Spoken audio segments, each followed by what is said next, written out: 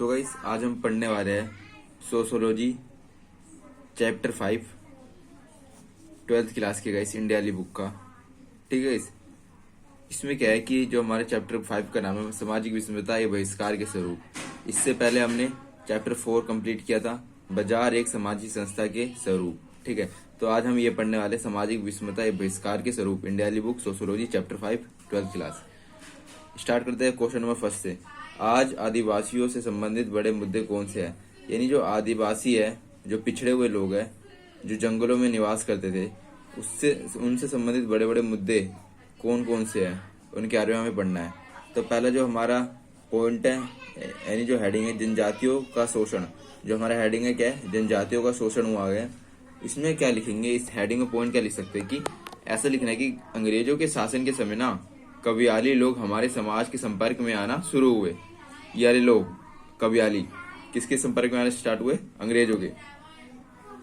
असल में कव्याली लोग ना तो किसी के मामले में हस्तक्षेप करते हैं और ना ही किसी को अपने मामले में हस्तक्षेप करने देते हैं। जब अंग्रेजों ने भारत में अपनी शासन व्यवस्था सुदृढ़ करने के लिए या डाक तार को बिछाने का कार्य किया, उन्हें कव्याली इलाके में से अपनी तार बिछानी पड़ी। इस बात का कव्याली लोगों ने हिंसात्मक विरोध किया। यानी कव्याली लोगों का एक सिंपल सा मानना था कि ना तो हम आपके मैटर में कुछ दखलंदाजी करेंगे, ना आप हमारे मैटर में कुछ दखलंदाजी कीजिएगा।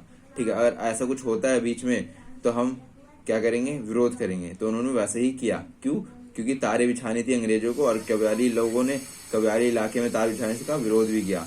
इसी से नाराज होकर अंग्रेजों ने जमींदार, व्यापारी और सूद पर पैसा देने वाले साहूकारों को कव्याली लोगों को शोषित करने के लिए प्रेरित किया। क्योंकि जो साहूकार होता था उसके पास पैसा होता था, जो कव्याली लोग होते थे वो जब बुरी परिस्थितियां आती थी उनपे, तो किन पे जाते थे? साहूकार पे जाते थे, क्योंकि उनके पास पैसा होता था। अब अंग्रेज क्या कर रहे हैं? उन्हें साहूकारों को अपने अंडर ले रहे हैं कि आप इनका शोषण करिए। किनका? कव्याली लोगों का। ठीक है गाइस, नेक्स्ट है हमारा निर्धनता। निर्धनता यानी एक तरीके की गरीबी। तो हुआ क्या? कव्याली लोग हमारी सभ्यता से दूर, एक तरीके से हम आदिवासियों की बात कर रहे हैं गाइस। ठीक है, वो दूर जंगलों, घाटियों इत्यादि में रहते थे। इन लोगों का समाज में कोई वर्ग नहीं पाया जाता था तथा यह बहुत ही साधारण जीवन जीते थे।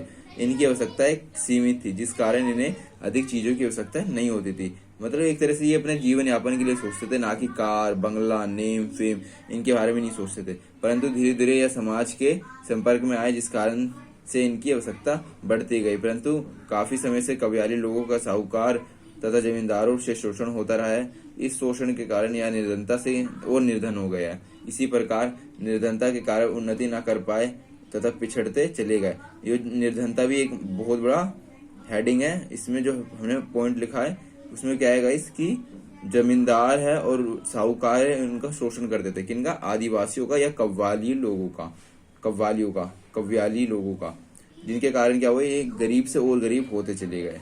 नेक्स्ट हमारा हेडिंग अलग थलग करने की नीति। अलग थलग करने की नीति गाइस, इसमें हम पॉइंट क्या लिखेंगे कि जब अंग्रेजों ने भारत में अपना शासन का विस्तार करना शुरू किया तो उनके रास्ते में कव्याली लोग आ गए। कौन से लोग आ गए?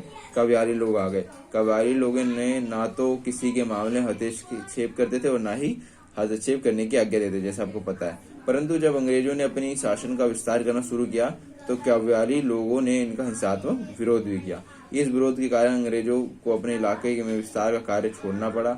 इसके बाद अंग्रेजों ने इन लोगों को अलग थलग करने की नीति बनाई। यानी जो ये अलग थलग करने की नीति अपनाई, इन्हें तोड़ दो। कौन से लोगों को? आदिवासी लोगों को। ठीक है, तो इन्होंने अलग थलग करने की नीति अपनाई कि कोई भाईचारा नहीं होगा, तो इसके लिए इन्होंने अलग थलग की नीति अपनाई। इसलिए उनके क्षेत्रों को अलग थलग किया गया तथा इनके हितों की रक्षा हो सके, इनके हिंसात्मक विरोध को भी रोका जा सके। इस प्रकार चाहे अंग्रेजों ने प्रशासनिक कारणों से उन्हें अलग थलग करने की नीति अपनाई, जिससे वह समाज से पिछड़ते ही चले गए और निर्धन होते गए, यानी गरीब से गरीबी की ओर बढ़ते चले गए। मध्यस्थ रास्ता।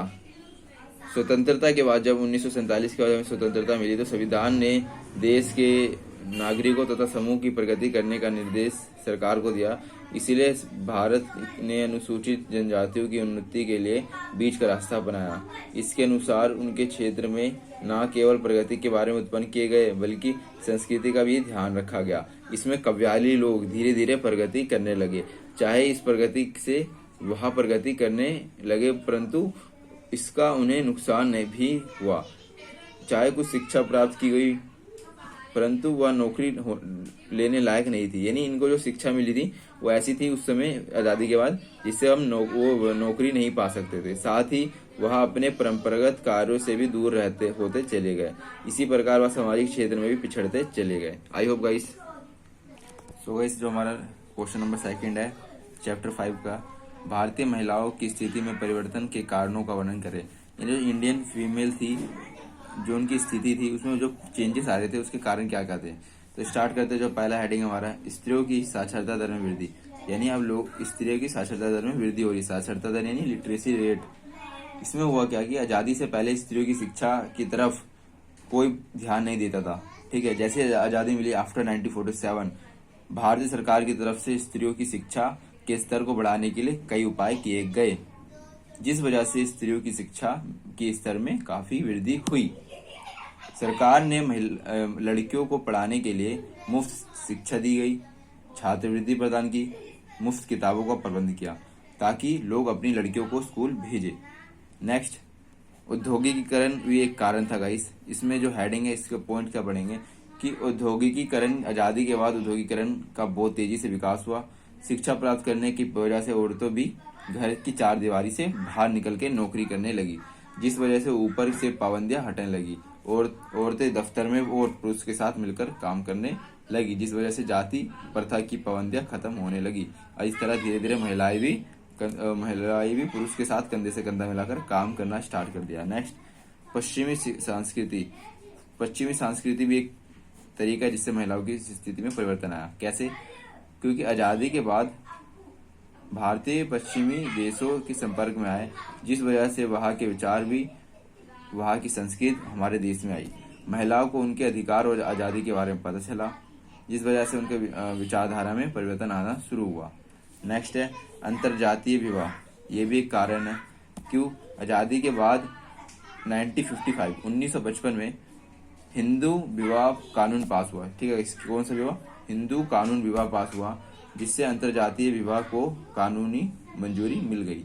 शिक्षा के प्रसार की वजह से औरतें दफ्तर में काम करने लग गई और घर से बाहर निकली, जिस वजह से वह और जातियों के संपर्क में आई। प्रेम विवाह, अंतरजातीय विवाह होने लगे, जिस वजह से लोगों की विचारधारा में परिवर्तन आ रहा है। यानी यहाँ पे लोगों की सोच में भी परिवर्तन आना स्टार्ट हो जाता है अंतरजातीय विवाह के द्वारा। नेक्स्ट है विधानों का निर्माण। विधानों का निर्माण में हमें ये पढ़ना है कि चाहे आजादी से पहले भी महिलाओं में उत्थान के लिए कई कानूनों का निर्माण हुआ था, पर वह पूरी तरह लागू नहीं हुए थे, क्योंकि हमारे देश में विदेशी सरकार थी और 1947 के बाद भारतीय सरकार ने कई कानूनों में संशोधन किए, उन्हें सख्ती से लागू किया। इसके अलावा कुछ और नए कानून भी बने, जैसे कि हिंदू विवाह कानून, हिंदू उत्तराधिकार कानून, दहेज प्रतिबंध कानून इत्यादि, ताकि स्त्रियों का शोषण होने से रोका जा सके।